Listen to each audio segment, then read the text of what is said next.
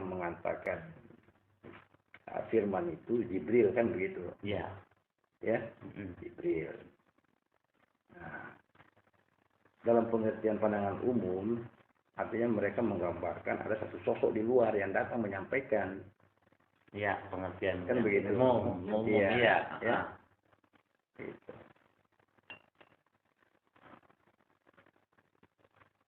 Seharusnya dia itu datang dari dalam, bukan datang dari luar. Gitu. Jadi maksudnya kita harus bisa mengartikan sebenarnya yang dimaksudkan Jibril ini siapa, yang dimaksudkan firman ini apa. Begitu.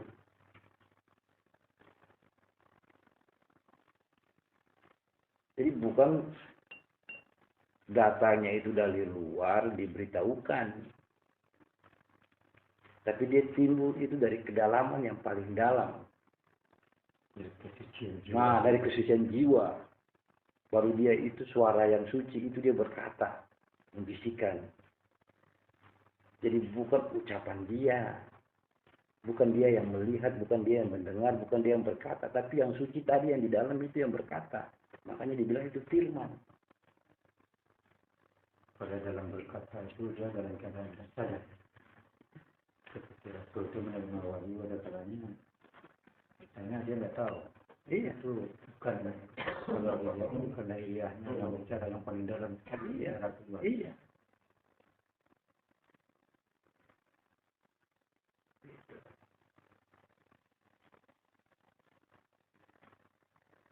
Jadi Jibril itu kan dia setara dengan Roh Kudus. Ya, disebut Roh Kudus itu pada zamannya Nabi Isa. Roh Kudus. Pada zamannya Nabi Musa disebut Namuslah. Nah, ya kan begitu. Itu mereka saja itu sudah. Dia juga. Iya juga. Itu dia. Ya. Dia yang sama, tapi dia tampil pada tempat, waktu, dan zaman yang berbeda. Tapi dia juga. Gitu.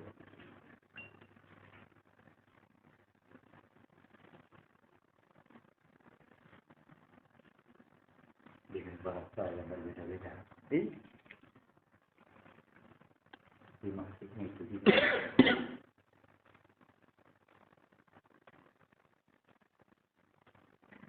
Kalau kita punya pemahaman semacam itu, kita lentur, kita lembut, ya. Kita tidak menganggap orang itu lain daripada kita. Sama kita ini semua. Ya, Ya, sama. Perbedaan aja ini. Mereka itu saudara kita juga.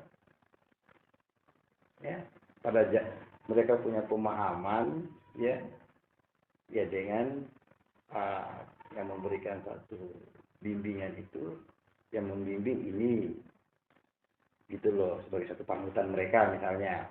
Kita pun ada satu panutannya ini, mereka pun panutannya ini sebenarnya. Yang semuanya itu mengajarkan hal yang sama untuk kebaikan. Semua mengajarkan kebaikan. Kalau pada tataran yang paling dalam kita itu sama. Tapi kalau kita pada tingkatan yang paling luarnya, kita kelihatan berbeda. Saya punya ini sebagai ini. Tuhan saya ini misalnya, ya kan? Nah, di situ. Jadi kita terkotak-kotak di situ. Padahal normanya dia mengatakan harus bersatu. Tapi dengan adanya lembaga agama itu, jadi kita terkotak-kotak. Jadi kita sebenarnya itu lentur.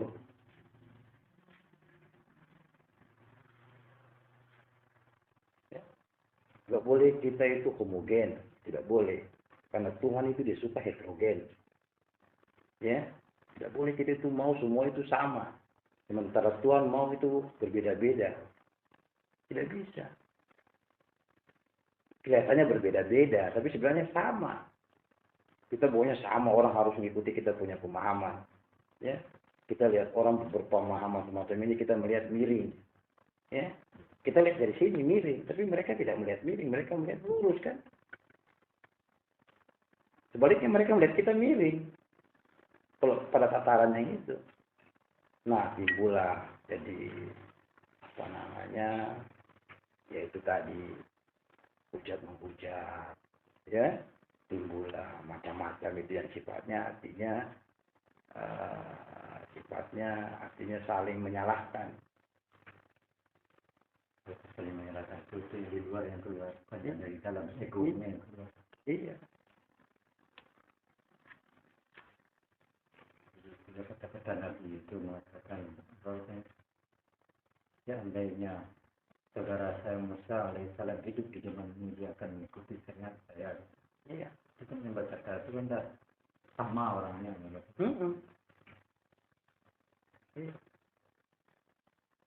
Kan dibilang dia itu awal, dia itu akhir, Iya. dia itu buka, dia itu tutup, dia itu merangkum semua. Itulah dia. Dia yang awal, dia yang akhir. Dia muncul itu dengan artinya tempat-tempat yang berbeda. Dia muncul artinya untuk membimbing umat. Begitu. Kepada dia juga yang turun. Iya.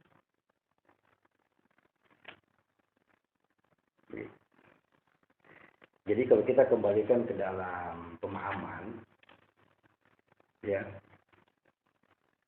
jadi pada tingkatan itu, mereka yang membimbing itu, ya, mereka menjadi kepanjangan tangan daripada Tuhan. Ya, jadi mereka adalah utusan-utusan Tuhan yang ditugaskan untuk memberikan satu pengarahan. Ada jiwa-jiwa yang mau. Iya. Ya. Begitu. Jadi kita pun punya kesempatan seperti itu. Ya.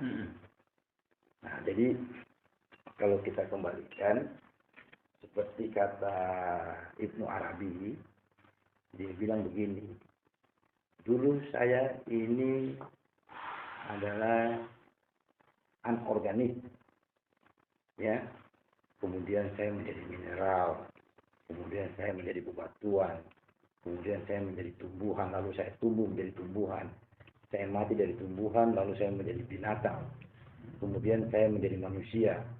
Dari manusia saya akan meningkatkan diri saya lagi menjadi malaikat. Andainya saya mati menjadi malaikat, ya, saya tidak takut karena saya akan meningkat terus. Itu dia punya satu kata-kata yang luar biasa yang kita harus pahami maksudnya apa. Ya, kata-kata dia itu. Ya.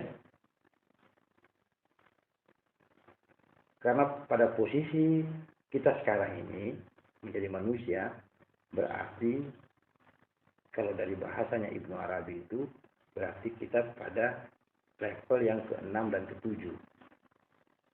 Manusia itu level ke-6 dan ke-7. Mineral, tumbuhan, binatang. Iya. Manusia. Jadi secara apa namanya tahap-tahapannya, ya. Jadi misalnya awal itu mineral, ya. Pertama dari mineral itu baru menjadi bebatuan. Kan begitu dua, ya. Bebatuan baru menjadi tumbuhan. Tumbuhan itu menjadi binatang. Binatang ini ada dua. Binatang yang haram, binatang yang halal. Ya, binatang haram dulu, ya. 4, baru binatang halal. Ya kan? Nah, baru menjadi manusia, 6. Manusia ini juga ada dua kategorinya. Dalam pengertian misalnya disebut satu manusia kafir, satu manusia muslim. Misalnya begitu. Ya. Kafir itu artinya bukan dia berlainan agama, tapi kafir dalam pengertian adalah merusak bumi. Jadi manusia yang artinya kerjanya itu merusak. Ya. Jadi manusia yang akhlaknya jelek lah. Kan begitu. Baru kita menjadi manusia muslim. Muslim saja. Belum menjadi apa-apa. Berarti 7. Ya. Nah, ini dalam 7 tingkatan ini dia termasuk hukum alam ya. Jadi kita ini 7 ini dalam lingkaran hukum alam. Begitu. Ya.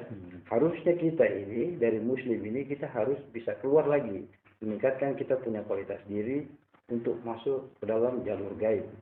Di jalur gaib. Iya kan? Ke-7. Jadi ke-8, ke-9, ke-10, ke-11 itu kita harus masuk ke dalam jalur gaib. Jalur gaib itu pengertiannya itu tadi. Seperti firman-Nya dia mengatakan tanazalul malaikatu waruh, kan begitu. Ya, tanazalul malaikatu, jadi tanazalul itu jadi diturunkan itu malaikat dan ruh-ruh untuk membantu pekerjaan Allah ini, untuk membantu pekerjaan Tuhan. Jadi kita harus menjadi itu dalam kategori yang ke-8, ke-9, ke-10. Kita harus berevolusi, harus menjadi manusia yang baik, meningkatkan, Tambah baik. iya, bertambah baik.